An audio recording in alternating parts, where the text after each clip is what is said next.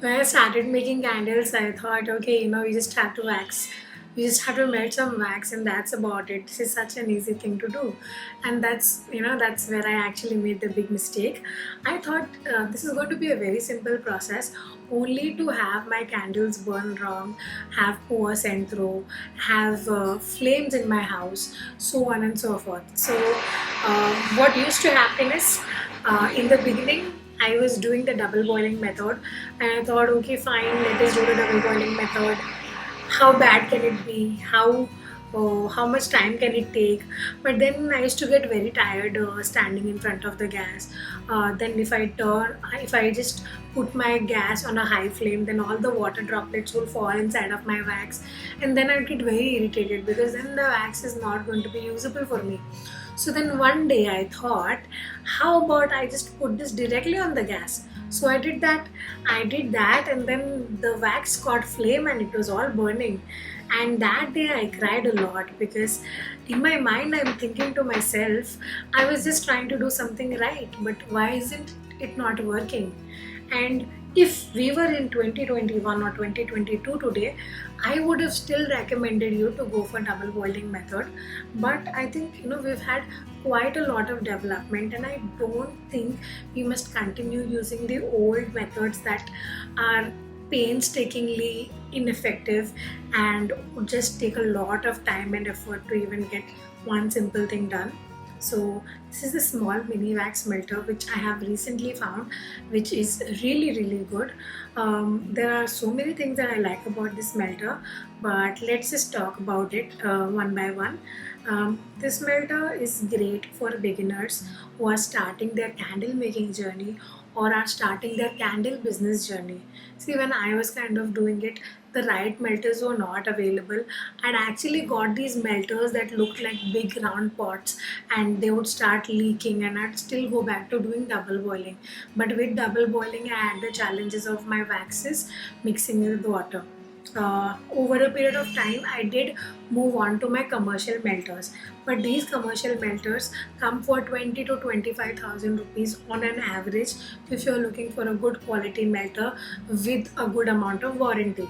Now, if you are somewhere along the lines of being a beginner, then spending 20 to 25,000 rupees may not make a lot of sense to you. But if you get this, it's a lot more affordable and it just gets the job done for you. So with this melter, I think what's the best is that it melts your wax at just the right temperature and does the job within minutes instead of hours. Also, the one good thing is that this is coming with an inbuilt spout. So after your wax is melted, you don't really need to transfer it to another pouring jug and then do your job.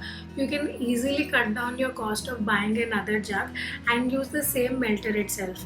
Now, because this is thermal insulated and stuff, not thermal insulated, because this is insulated with heavy steel material, the wax that you pour in it stays hot and consistent in temperature for a longer period of time, meaning that during your candle making sesh, your wax is not going to get too cold and you're not going to be disappointed. Also, the major thing in candle making is that you have to have your consistent temperatures. See, if you work on a gas, if you work on induction, if you work on anything else, your major challenge is that your wax get cooled down very fast or your wax starts burning very fast, and that is not effective. If your wax cools down very fast, then also you're going to have an uneven burn. Your candle is not going to look good.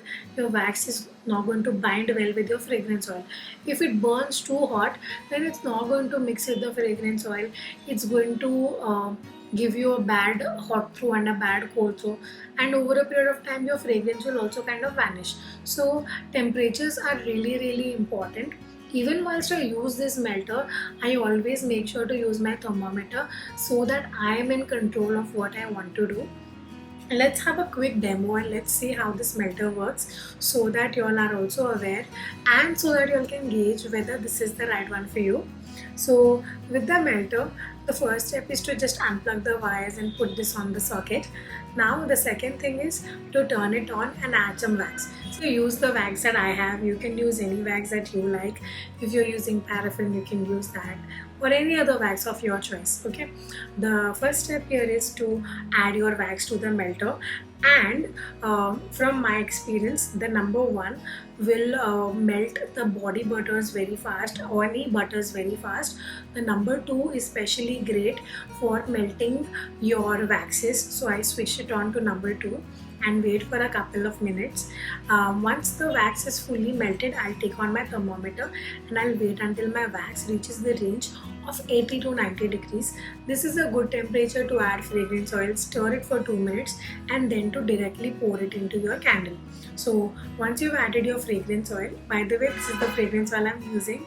This is a lovely, lovely fragrance oil. I love the fragrance. If you haven't tried it before, do give it a try. So yeah, once you have added your fragrance oil, you just want to stir it for 2 minutes and then you want to directly pour.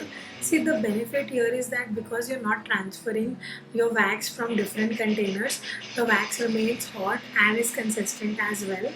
And this is how you make a beautiful candle without the hassles and without spending 25,000 rupees in a commercial melter.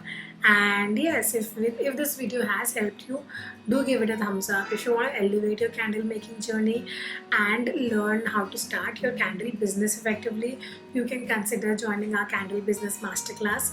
And this was it for today. I'll meet you in the next video. Bye.